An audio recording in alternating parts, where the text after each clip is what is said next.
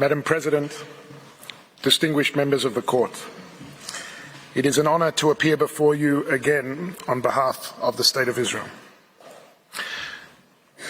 The State of Israel is singularly aware of why the Genocide Convention, which has been invoked in these proceedings, was adopted. Seared in our collective memory is the systematic murder of 6 million Jews as part of a premeditated and heinous program for their total annihilation.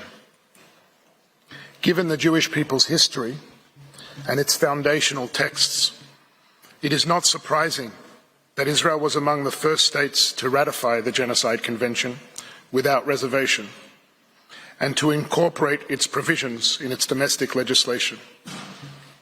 For some, the promise of never again for all peoples is a slogan. For Israel, it is the highest moral obligation. Raphael Lemkin, a Polish Jew who witnessed the unspeakable horrors of the Holocaust, is credited with coining the term genocide. He helped the world recognize that the existing legal lexicon was simply inadequate to capture the devastating evil that the Nazi Holocaust unleashed. The applicant has now sought to invoke this term in the context of Israel's conduct in a war it did not start and did not want. A war in which Israel is defending itself against Hamas, Palestinian Islamic Jihad, and other terrorist organizations whose brutality knows no bounds. The civilian suffering in this war, like in all wars, is tragic. It is heartbreaking. The harsh realities of the current hostilities are made especially agonizing for civilians, given Hamas's reprehensible strategy of seeking to maximize civilian harm to both Israelis and Palestinians, even as Israel seeks to minimize it.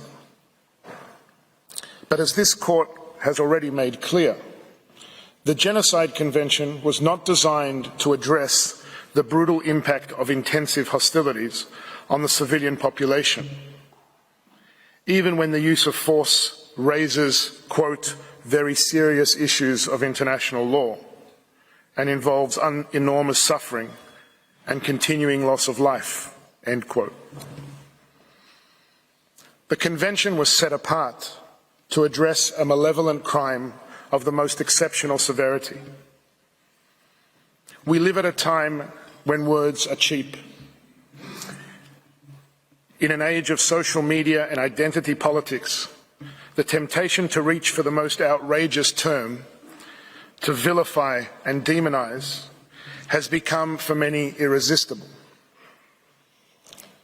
But if there is a place where words should still matter, where truth should still matter, it is surely a court of law. The applicant has regrettably put before the court a profoundly distorted factual and legal picture. The entirety of its case hinges on a deliberately curated, decontextualized, and manipulative description of the reality of current hostilities. South Africa purports to come to this court in the lofty position of a guardian of the interest of humanity. But in delegitimizing Israel's 75-year existence in its opening presentation yesterday, that broad commitment to humanity rang hollow. And in its sweeping counterfactual description of the Israeli-Palestinian conflict, it seemed to erase both Jewish history and any Palestinian agency or responsibility. Indeed, the delegitimization of Israel, since its very establishment in 1948 in the applicant's submissions, sounded barely distinguishable from Hamas's own rejectionist rhetoric. It is unsurprising, therefore, that in the applicant's telling, both Hamas's responsibility for the situation in Gaza and the very humanity of its Israeli victims are removed from view.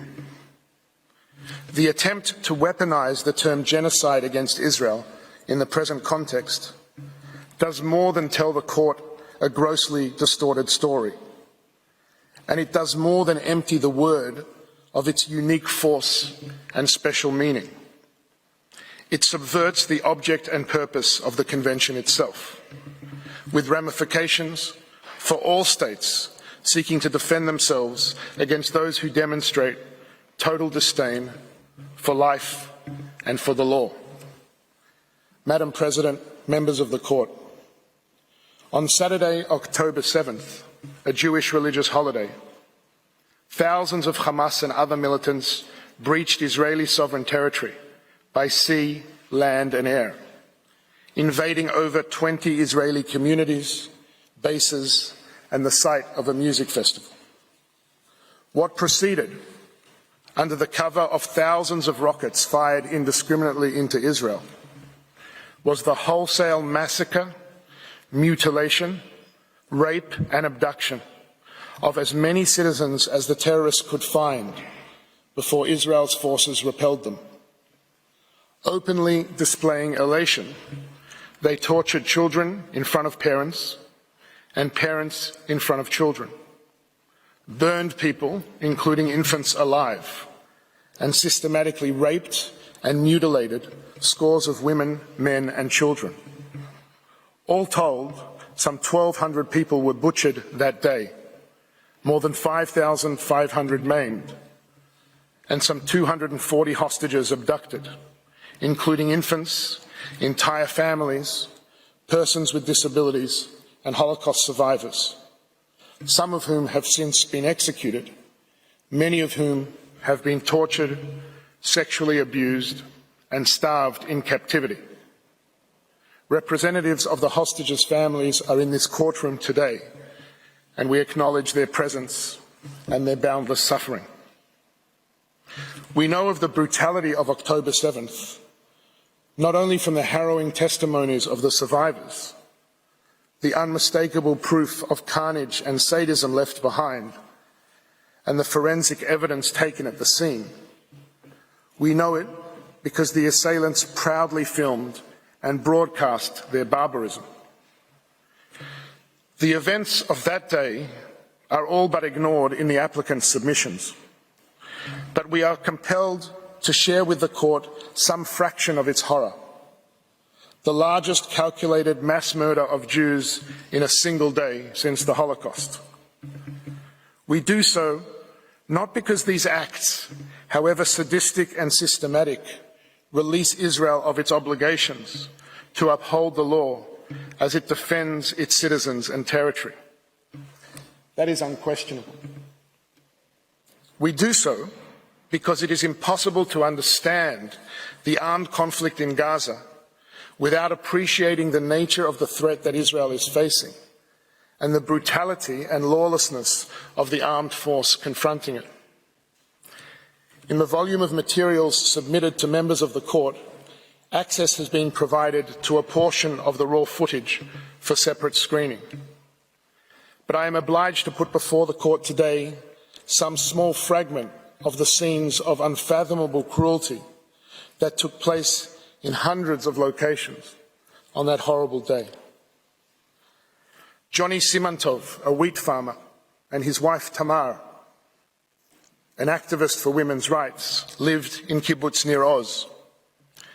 When the rocket fire started, they hid in the safe room with their 4-year-old son Omer and their 6-year-old twins Arbel and Shachar. During their rampage, Hamas militants set fire to their house. Johnny texted his sister Renee, "They're here. They're burning us. We're suffocating." The whole family was burned alive to ashes, making DNA identification especially difficult. A survivor of the Nova Music Festival massacre testified to police to witnessing a Hamas militant brutally raping a young woman, as another militant cut off her breast and toyed with it. A second militant then raped her again, shooting her in the head while still inside her. In one video recorded by a home surveillance system, a Hamas militant throws a grenade into a safe room where a father and his 2 sons have rushed to hide. The father is killed. The 2 sons are injured and bleeding as a militant pulls them into the living room. One child can be heard screaming to his brother, "Why am I alive? I can't see anything. They're going to kill us." The militant casually opens the fridge, takes out a bottle and drinks. And then there is this recording from kibbutz Mefalsim.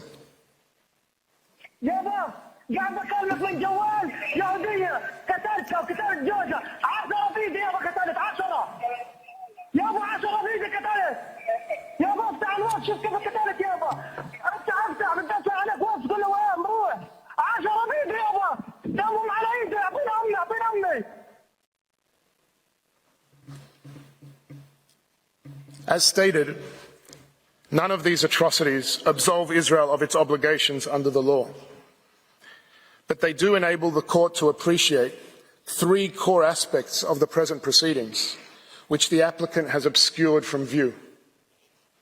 First, that if there have been acts that may be characterized as genocidal, then they have been perpetrated against Israel.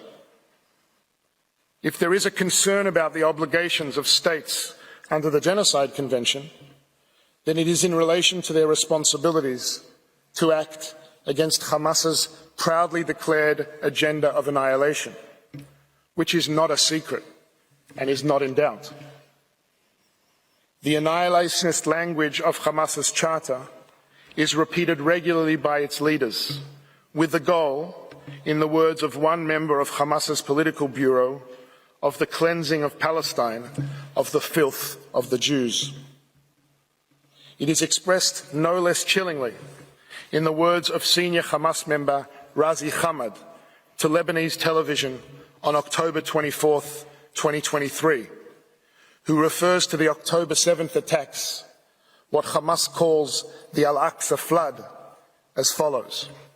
احنا الدولة لابد أن نزيلها لأنه بالفعل هي تعتبر كارثة أمنية وعسكرية وسياسية للأمة العربية والإسلامية، يجب أن تنتهي. لذلك احنا لا نخجل من نقول ذلك بكل قوة، إنه إسرائيل لازم نأدبها وحنأدبها مرة ثانية وثالثة، ومش هذا حتكون طوفان الأقصى أول مرة، لا حتكون ثانية وثالثة ورابعة. In the continuation of this interview, Hamad is asked, does that mean the annihilation of Israel? Yes, of course, he says.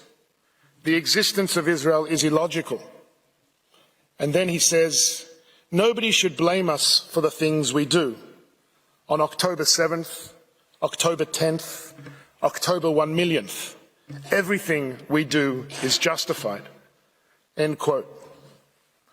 Given that on October 7th, before any military response by Israel, South Africa issued an official statement blaming Israel for, quote, the recent conflagration, essentially blaming Israel for the murder of its own citizens. One wonders whether the applicant agrees. Second, it is in response to the slaughter of October 7th, which Hamas openly vows to repeat, and to the ongoing attacks against it from Gaza, that Israel has the inherent right to take all legitimate measures to defend its citizens and secure the release of the hostages. This right is also not in doubt. It has been acknowledged by states across the world. Astonishingly, the court has been requested to indicate a provisional measure calling on Israel to suspend its military operations. But this amounts to an attempt to deny Israel its ability to meet its obligations to the defense of its citizens, to the hostages, and to over 110,000 internally displaced Israelis unable to safely return to their homes. The applicant in its submissions to the court makes almost no mention of the ongoing humanitarian suffering of Israel's citizens at the hands of Hamas, and treats the hostages still held in captivity as barely an afterthought. But is there a reason these people on your screen are unworthy of protection?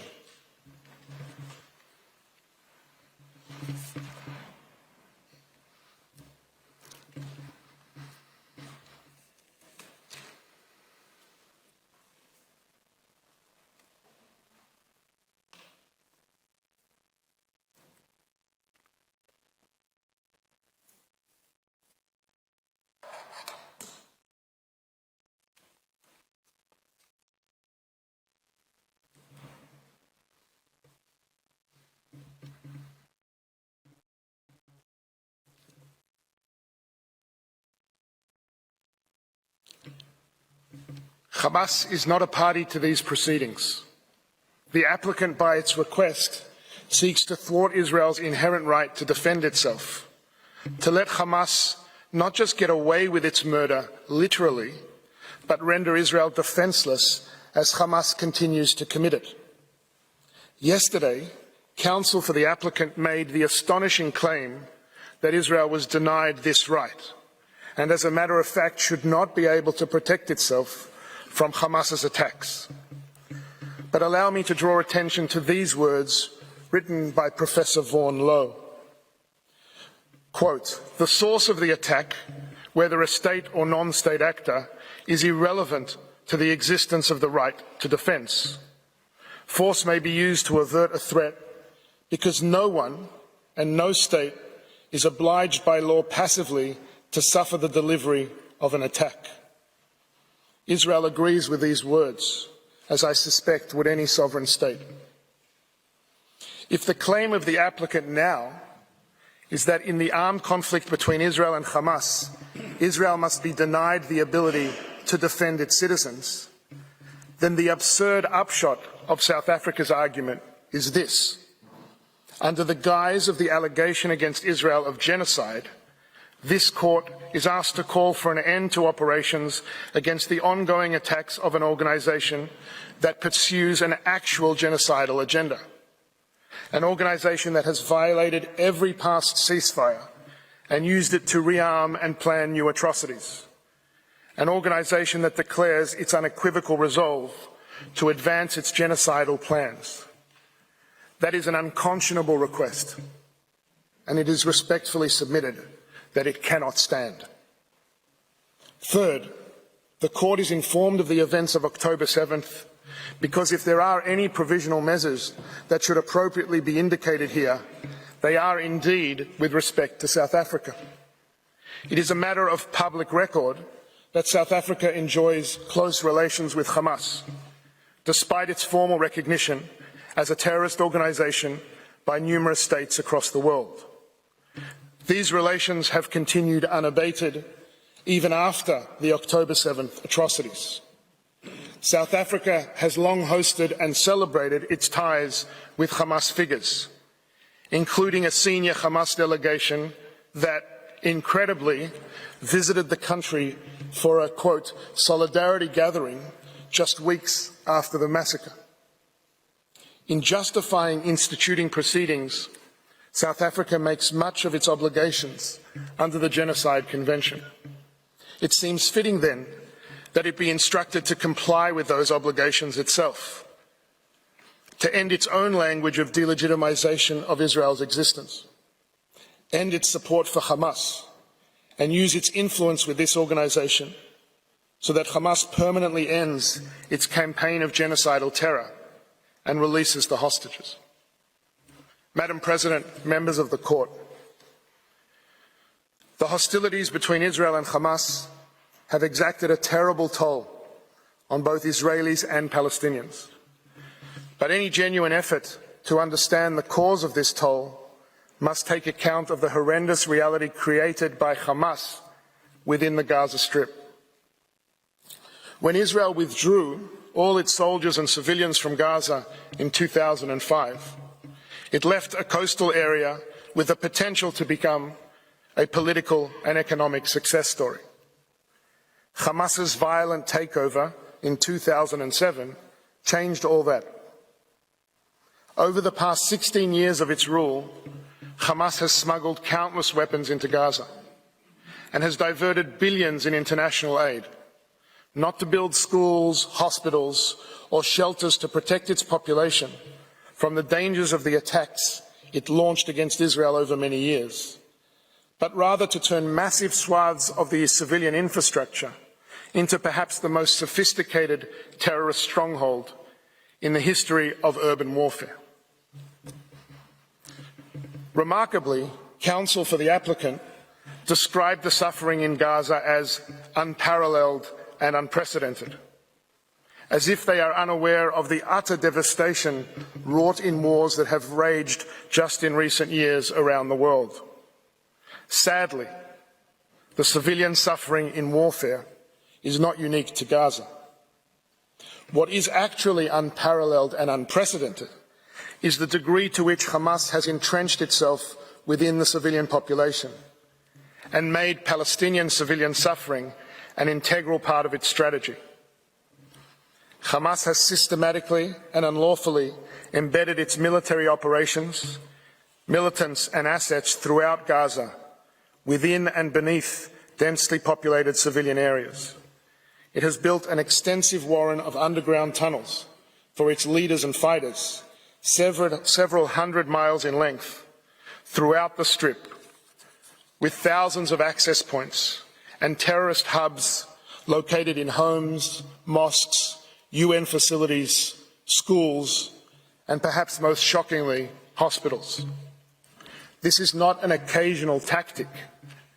It is an integrated, pre-planned, extensive and abhorrent method of warfare, purposely and methodically murdering civilians, firing rockets indiscriminately, systematically using civilians' sensitive sites and civilian objects as shields, stealing and hoarding humanitarian supplies, allowing those under its control to suffer so that it can fuel its fighters and terrorist campaign.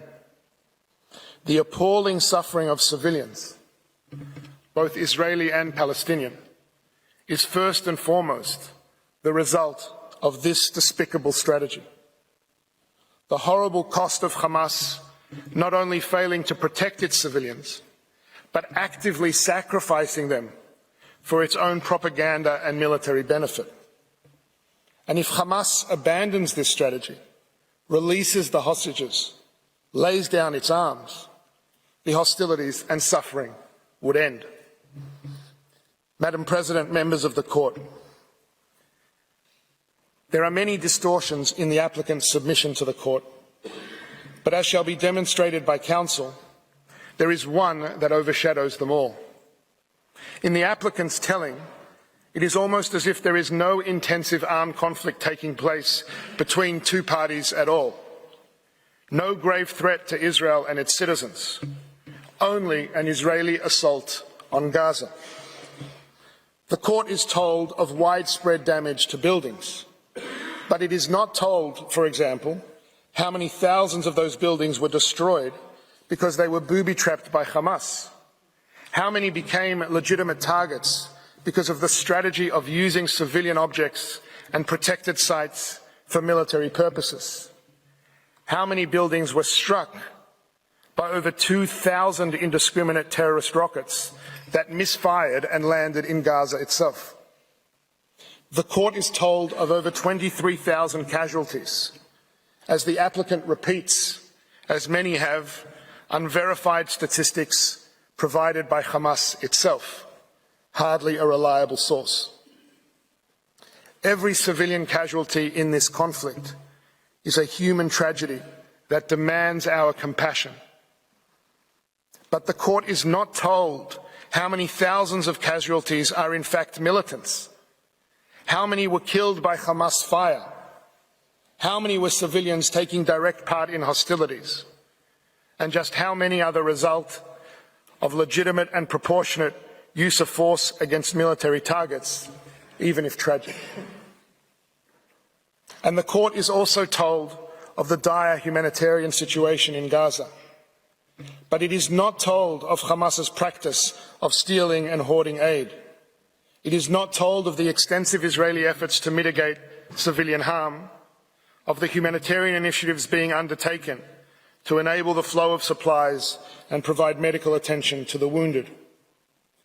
The applicant purports to describe the reality in Gaza, but it is as if Hamas and its total contempt for civilian life just do not exist as a direct cause of that reality. Hamas is widely estimated to have over 30,000 fighters and is known to bring minors no older than 15 or 16 into its ranks. They are coming for us. But in South Africa's telling, they have all but disappeared. There are no explosives in mosques and schools and children's bedrooms, no ambulances used to transport fighters, no tunnels and terrorist hubs under sensitive sites, no fighters dressed as civilians, no commandeering of aid trucks, no firing from civilian homes, UN facilities, and even safe zones. There is only Israel acting in Gaza. The applicant is essentially asking the court to substitute the lens of armed conflict between a state and a lawless terrorist organization with the lens of a so-called genocide of a state against a civilian population. But it is not offering the court a lens. It is offering it a blindfold. Madam President, members of the court, the nightmarish environment created by Hamas has been concealed by the applicant, but it is the environment in which Israel is compelled to operate. Israel is committed, as it must be, to comply with the law, but it does so in the face of Hamas's utter contempt for the law. It is committed, as it must be, to demonstrate humanity, but it does so in the face of Hamas's utter inhumanity. As will be presented by Council, these commitments are a matter of express government policy, military directives and procedures. They are also an expression of Israel's core values. And, as shall also be shown, they are matched by genuine measures on the ground to mitigate civilian harm under the unprecedented and excruciating conditions of warfare created by Hamas.